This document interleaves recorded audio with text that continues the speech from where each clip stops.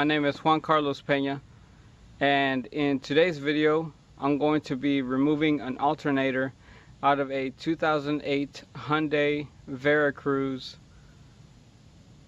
GLS. It's I think it's applicable from something like 2007 through 2012, something like that. Hyundai didn't make these vehicles for a long time. It's got a 3.8 liter motor in it, and so far the only thing that I've done on this vehicle is I've broken loose the lug nuts, and I've jacked the car up a little bit because we're gonna have to remove the tire and remove the fender liner in there so that we can get access to some of the bolts that we need to remove to get in there. We are also going to be removing one or both of the radiator fans. We got to disconnect a few electrical components that go along with that. Hopefully this doesn't kick my butt too bad. It's my first time trying it. It's my first time working on a Kia, aside from the front wipers that I recently did on the same vehicle. So stay tuned. A couple of things that I have bought for it that I'm almost certain it needs is valve cover gasket, right, and a new belt for it. This is a Dayco belt from Advanced Auto Parts. Felt Pro gasket, also bought at Advanced Auto Parts. And here is our 3.8 V6 front wheel drive motor. Okay, so what I'm going to do first and foremost, I'm going to disconnect my battery. Very important when you're working on electrical systems, charging systems, for you to disconnect your battery so you reduce the chance of grounds or being shocked when you're disconnecting electrical components. The alternator is right here. See, you can kind of get your hand on it right here. And now, from what I've researched on this, the easier way to get this out of here is by from the bottom. A lot of people tend to try it from the top. Apparently it's dang near impossible. You have to take off more components than you already need to. Okay, so here's the radiator fan, right? Like I said, most likely gonna have to remove that. We'll probably have to get this coolant line out of the way a little bit. We'll remove obviously this plastic cover off of there, and you can see the condition of this belt right here. See that? That's actually oil soaked. It's pretty bad condition actually. So we're gonna go ahead. Like I said, the only thing I've done is loosened up these bolts. Okay, so I've removed the wheel. I've disconnected the battery already. Next we're gonna be removing this fender liner. It's got 3 10mm bolts. Right, I've already broken them with my ratchet. I actually got a little magnetic tray. I'll set this in. I'll go grab it here in a second. But that just kind of... Oh, maybe there's another one back here. Yep, there's another one right there. Let me get back to it. Alright, so after removing that fourth one back there, you're able to get this plastic liner. Fandangle it a little bit. You'll be able to pull it out. Let me just use both hands. Alright, so I got that cover off, but check this out. See how absolutely filthy that is? Oh man, something's been slinging some shit up in here. Let's see if there we go. Oh wow. No wonder that poor little alternator couldn't hold its charge. Huh? What do you think the chances are that I could clean that up and get it to go again, huh? That'd be kind of sweet. But where is all this oil coming from? I'm almost certain that the culprit is the valve cover. So we'll see how it goes.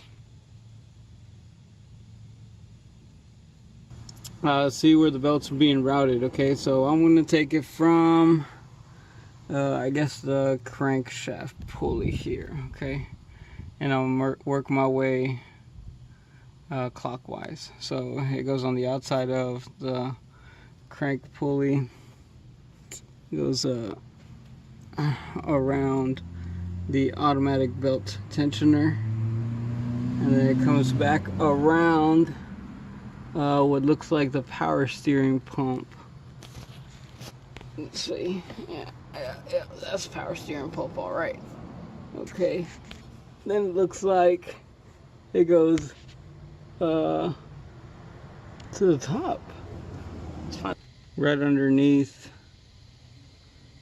this motor mount, I'm gonna assume that's the water pump there. It's the only real item it could be. See that? And then it goes up and around and around the alternator. It goes around the alternator above that idler pulley, down around the compressor, and finally back over to the crankshaft pulley.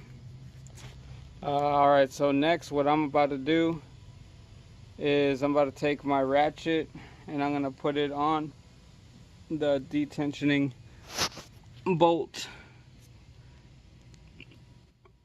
right here for me to be able to fold this over some to take the tension off of the belt, and I can get that old belt out the way. It's going to be the next step. And then after that, we're going to start trying to squeeze our hand in there and try to see if we can get those mounting bolts off the alternator and get that alternator out. Book says this is only supposed to take an hour, but okay. So status update. I took the belt off, right? You can see those pulleys are all crazy good. One thing I didn't anticipate was how tension that hydraulic tensioner was. That was one stiff sucker, but obviously got it off. Now getting it back on, that's going to be a different story, but whatever. We'll cross that bridge when we get there. Okay, so over here, I've taken the top cover. Took the top cover off, right?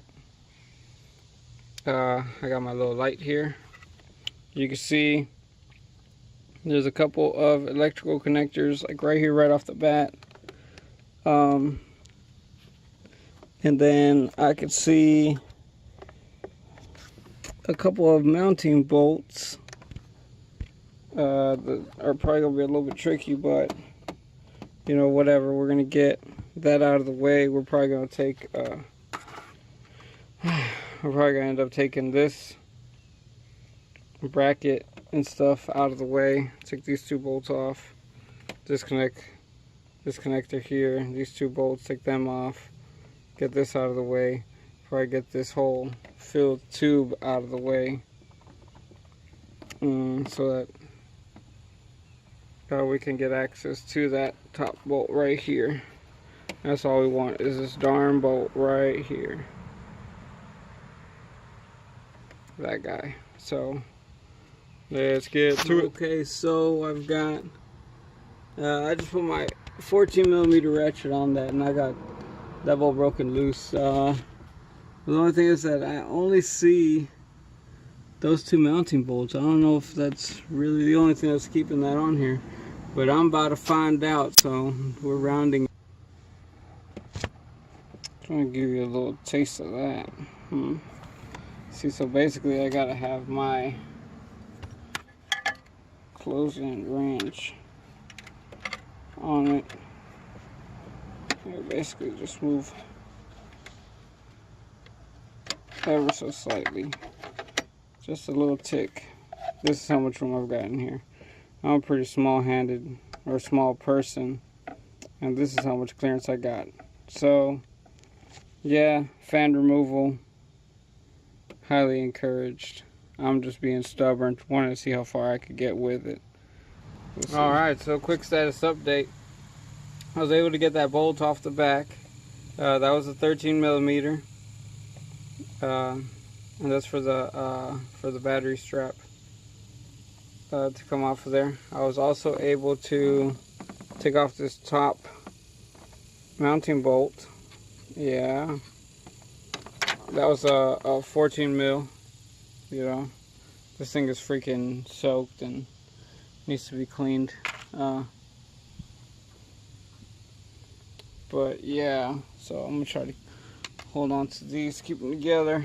I'm about to go down to the bottom side and hopefully dismount this alternator here within the next like 20 minutes or so.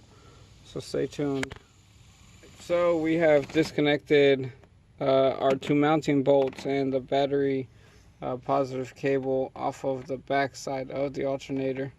And now I thought that we were going to be able to pull this out from the bottom, but I'd have to remove a bunch of components, including the compressor, to get it out that way.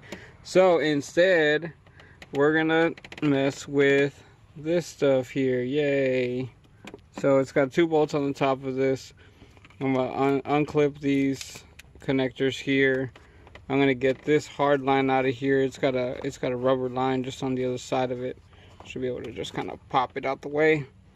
Pull this out. Get that out the way. I'm gonna take this bracket off. It's got a couple of mounting bolts up here, probably like 10 millimeters, something like that. And you know what? As I have been in here, I have just been finding so much crud, man. Hold on, let me see.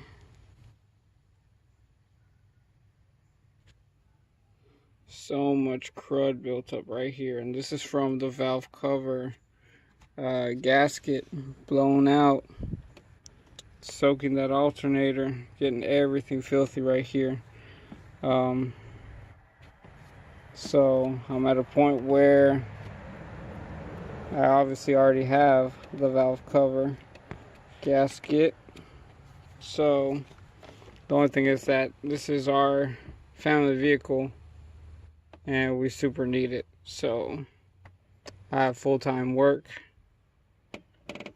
that I have to take care of, and I got to get this up and going. It's probably going to be a late night, but I'm going to have to do at least this one side of the valve cover, and as you can see, it's got quite a few bolts all over the place. I mean, it looks pretty straightforward too, but I'm going to have to do this, or it's just going to keep eating alternators. We'll see. I have undone the 10 millimeter bolts. I got them hanging out right here. I undid this little line right here's the spout where it was connected at. No big deal. I undid the electrical connectors and I just let them hang out down here. See that? No big deal. They're just doing their own thing. And I got this upper radiator hose, you know, squeezed, pinched right here where I'm trying to get the radiator fan pushed out a little bit more. I'm gonna try to push this hose back in there to be able to pull that fan out. Hopefully I won't have to remove all this extra crap. I'm really not in the mood for it, but we'll see how it goes. Alright, and the fan is out. I used the lug wrench to push on the hose and get it out of the way. And like I said, all my electrical connectors were already off, so screw you, fan. Your butt's mine. Alright. So now, look at all this room that we've got for activities. And I'm pretty sure, can't see all that well, I'm going to have to get my light, but pretty sure I got the only two bolts up out of there, so let's see if we can get this out. Well, I was able to get it slid out of the way. And it really was only those two belts, or those two bolts, that were holding it in. However, I feel like it's gonna be a super bitch Try to get that new one in here, or this old one back in, depending if it tests well or not. Alright, well, we're almost there. Alright, well, I got her. This little electrical connector was the one that fought me so bad. But look at this. Shit. I'm sure it's still in focus. Filthy. Absolutely disgusting. So I'm gonna clean it up the best that I can with a thin wire brush. Clean that all up.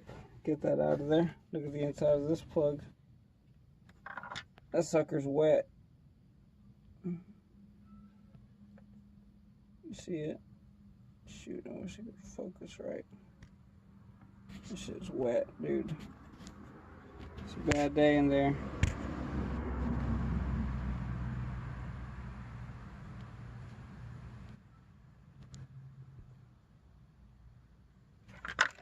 But that's it. That's an alternator pull-out 101. I'm about to get both hands on it. Let me see if I can jerk on it a little bit. And there she is, huh? Look at that. Piece of shit, bro. Fucking oil-soaked piece of... It's not its fault. 220,000 plus miles on this thing. The alternator was replaced one time back in 2016. The second time that we're doing this. We're gonna do that valve cover too, though. So it's gonna be getting right. Okay, so here it is the next day. This is our new alternator. Pretty solid shape, much cleaner, better looking than our old one. But before we slip that in, we're gonna do a little bit of cleaning down in there, and we're gonna get you know, clean things up, make it look a little bit better, and we're gonna get it going. Okay. So another status update. I've got my valves there all covered up. I had to take an extra day to get this in. I've got other obligations but I got to take care of. I got the alternator in. I decided to do that before I did the valve cover, just so I could have a little bit more room. I could actually easily see this bolt. I got it all nice and tight. Torque spec on it was like 45, so not terrible. I just got to torque the bottom bolt, and then I'm going to connect the electrical connector and the battery positive cable. As you can see, I had to use my hammer to kind of tap it into place. It was real stubborn at first, but we got her in. So we'll see. I'm about to connect those things and I'll be right back.